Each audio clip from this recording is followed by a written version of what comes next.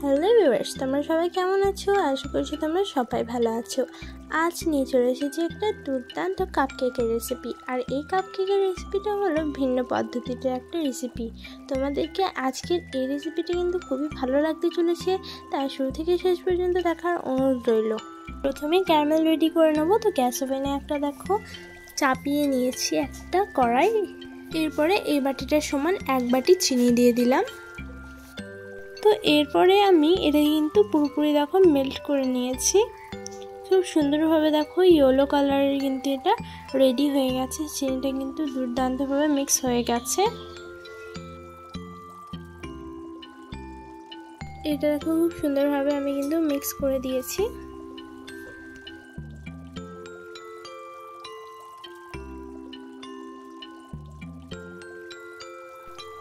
এরপর আমি এর মধ্যে অ্যাড করে দেবো দেখো অল্প পরিমাণে জল।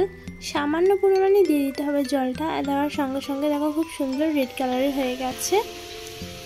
তো ক্যারামেলটা বেশিক্ষণ কিন্তু আমি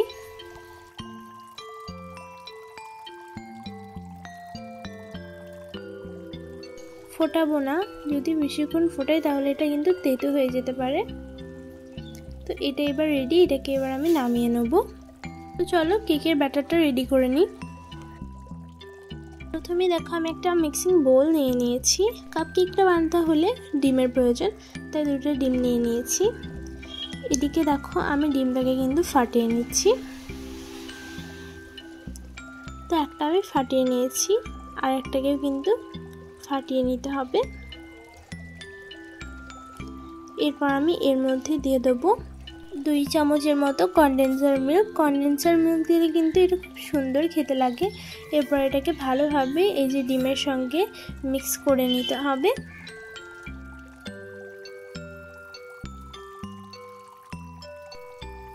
এটা দেখো ভালোভাবে কিন্তু মিক্স হয়ে গেছে।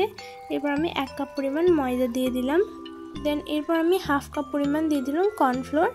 এর মধ্যে 1 চামচ দিয়ে দিলাম বেকিং পাউডার। সব উপকরণ ভালোভাবে দেখো কিন্তু আমি মিক্স করে নিয়েছি।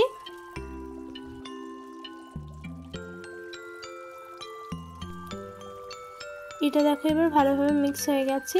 ব্যাটারকে পারফেক্ট বানানোর জন্য আমি এর মধ্যে অল্প অল্প করে কিন্তু ক্যারামেলের জলটা দিয়ে মিক্স করে একটা পারফেক্ট ব্যাটার বানিয়ে নিচ্ছি। আর অল্প অল্প দিয়েই কিন্তু মিক্স করতে হবে, একবারে দিয়ে দিলে চলবে না। সব উপকরণই সুন্দরভাবে দেখো আমি মিক্স করে নিয়েছি।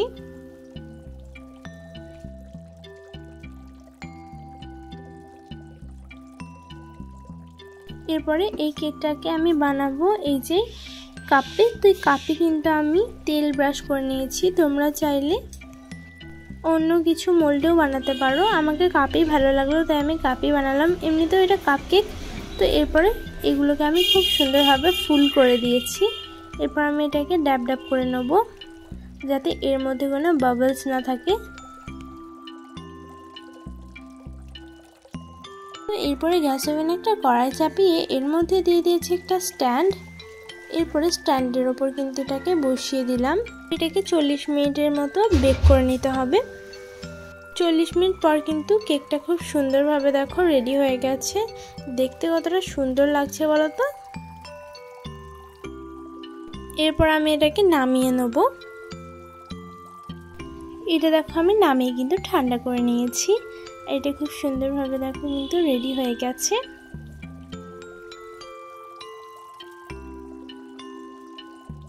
এরপর আমি এটাকে মোল্ড আউট করে নিচ্ছি।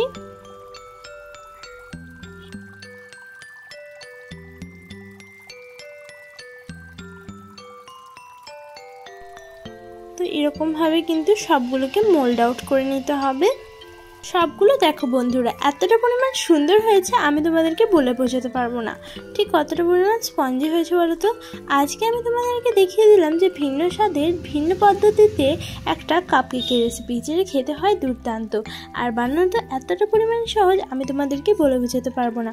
তো আশা করছি তোমাদেরকে আজকের এই রেসিপিটি কিন্তু খুবই ভালো লেগেছে। যদি ভালো লেগে থাকে তাহলে ভিডিওর একটা লাইক করে দেবে, কমেন্ট করে দেবে এবং পাশে থাকা একটা সাবস্ক্রাইবার বাটন আছে সেটা অবশ্যই ক্লিক করে বেল আইকনটা অবশ্যই ক্লিক করে দেবে নিত্য নতুন ভিডিও সর্বপ্রথম পাওয়ার জন্য। আবার দেখা হচ্ছে পরের ভিডিওটাতে। তো এখনকার জন্য টাটা, বাই বাই। সবাই ভালো থাকবে, সুস্থ থাকবে আর নিজের খেয়াল রাখবে। আর অবশ্যই কিন্তু এই কাপকেকের রেসিপিটা ট্রাই করে দেখবে এবং আমাকে কমেন্ট সেকশনে জানতে ভুলবে না যে এটা কেমন লেগেছে।